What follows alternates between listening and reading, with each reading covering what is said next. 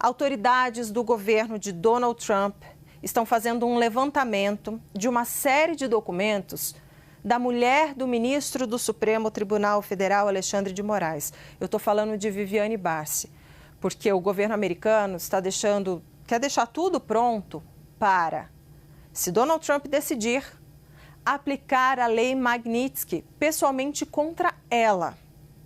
Claro, a palavra final ainda tem que passar, pela avaliação final de Marco Rubio, também, claro, do presidente dos Estados Unidos, Donald Trump. Vamos lembrar que o ministro do Supremo Tribunal Federal, Alexandre de Moraes, já está sofrendo a sanção, já está sendo aplicada sobre ele a lei Magnitsky e agora vai também, vou chamar o Pedro Venceslau para conversar com a gente, agora eles estão estudando, levantando, preparando uma documentação, caso decidam aplicar contra a esposa de Alexandre de Moraes.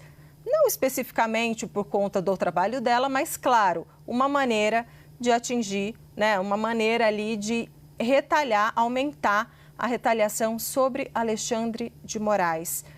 Pedro Venceslau, vai ficando cada vez mais difícil a situação de Alexandre de Moraes, né?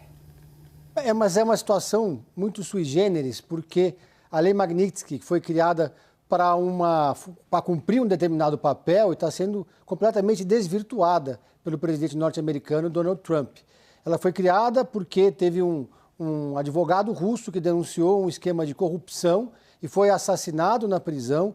E ela tinha um objetivo muito claro quando ela, na gestão Obama, passou a operar.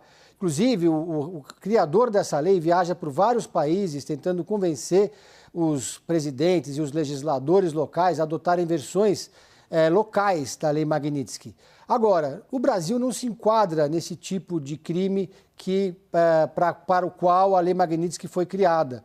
Ela não se trata de um caso de corrupção, não se trata de um caso de tortura, de um caso de golpe de Estado, nem nada disso. Então, o Donald Trump tem usado essa lei Magnitsky contra vários adversários políticos pelo mundo. E é o caso aqui do Brasil.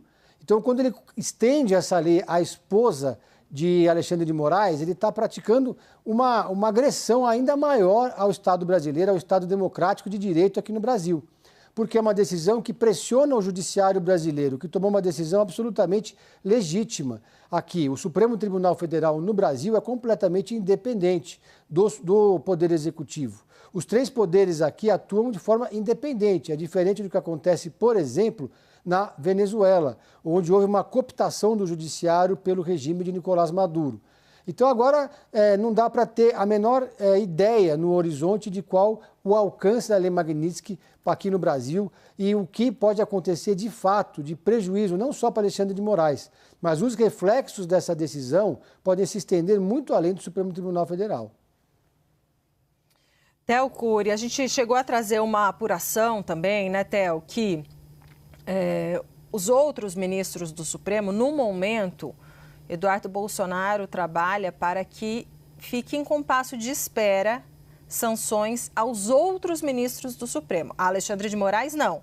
Isso continua carga total. Mas a outros ministros do Supremo pediram para esperar um pouco para ver o desenrolar, da política, deixar a política tentar acomodar as coisas, diálogo, etc, etc. E te pergunto isso, resgato essa atuação, porque qual estratégia você vê por trás desse movimento de, no momento, poupar os outros ministros do Supremo, mas carga total em Alexandre de Moraes, esposa e etc? Vamos lá, Débora. É uma forma de constranger e de deixar uma situação de refém. Você, a partir do momento que foca na esposa de um ministro do Supremo Tribunal Federal, isso é para além de uma ameaça. Você está envolvendo uma pessoa que não tem a ver com as decisões que são tomadas pelo Supremo Tribunal Federal. É um familiar que nada tem a ver com o que o Supremo decide ou deixa de decidir, que não interfere no andamento de nenhum tipo de ação penal, não interfere no andamento de nenhum processo em curso no Supremo Tribunal Federal. São vidas independentes, são profissões independentes e que, ao se tentar aplicar algum tipo de sanção, alguma punição a uma esposa de um ministro do Supremo, você está tentando atingir o Supremo, você está tentando atingir, para além daquele magistrado e da esposa dele, uma instituição.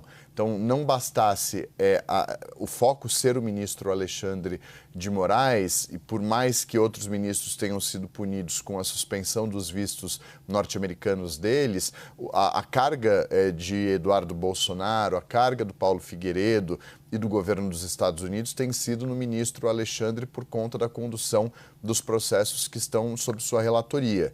Então, a partir do momento que você envolve outras pessoas que não são o próprio ministro, você está arrastando para uma sanção como uma forma de atingir de maneira mais dura, de maneira mais forte, uma instituição brasileira. Nada mais é do que isso por meio de uma pessoa que não tem a ver com o dia a dia do Supremo Tribunal Federal, que não tem a ver com as decisões que são tomadas pelo Supremo. Ela não assina nenhuma decisão, ela não é uma magistrada. Então, é uma forma de constranger, é uma forma de ameaçar, para além do que a gente já tinha visto ontem com o posicionamento da Embaixada dos Estados Unidos pelas redes sociais, dizendo de maneira muito clara, em tom de ameaça, que a situação vem sendo acompanhada de perto pela Embaixada dos Estados Unidos. Eu disse sobre o constrangimento ainda maior, porque a Embaixada fica em Brasília, a poucos quilômetros do Supremo Tribunal Federal, deixa ainda mais delicada e sensível essa situação. Mas é uma forma de atingir o Supremo, mas trazendo pessoas que não têm a ver com a história para o foco das sanções. Importante, então, reforçar mais uma vez que está sendo feito o levantamento da documentação e a ideia é deixar pronto.